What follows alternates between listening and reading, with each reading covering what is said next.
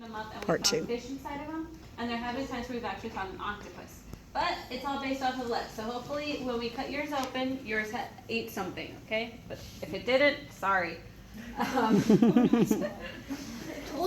your squid, oh my god. Your shark has a lot of different fins. We just realized they Yeah, smell. Like we've been doing squid for days. Your sharks do have a lot of different fins. So these two right here are called the pectoral fins. The shark will use this to steer in the water, so basically to turn left and to turn right. Sharks do not have bones, okay? So what is their body made up of?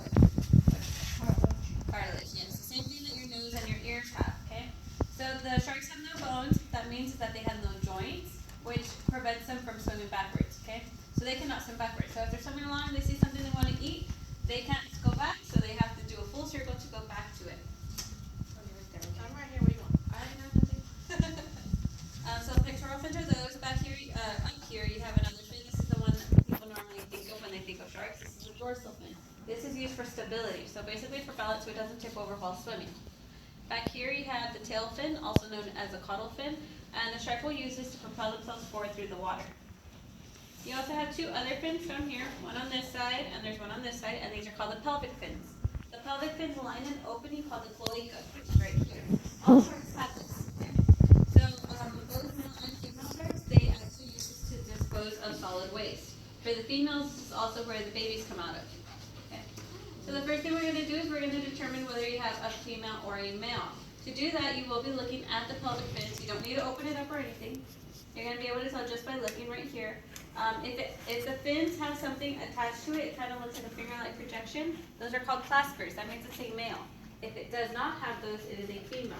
In case you kind of really don't know what I'm talking about, it's right there on the board. So the top picture, the pelvic fins just look like that. It is a female, and the bottom picture is a male. So really quickly, look at your shark, determine what you have.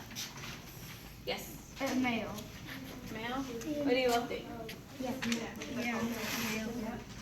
Yes. Yep, very good. You got a male. Alright, so what am I?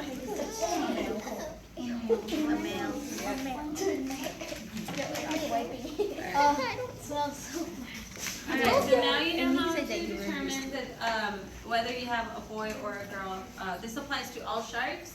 So if you ever see another shark, you guys can flip it upside down and do the same thing. Okay? But if in case you don't want to do it to a shark, you can also do it to rays.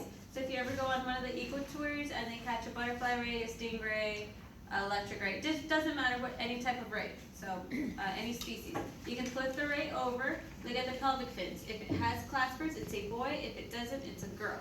Okay, so this applies to the sharks and rays. So in a bit, I will be passing out scissors. So what you're going to do To be continued on part 3.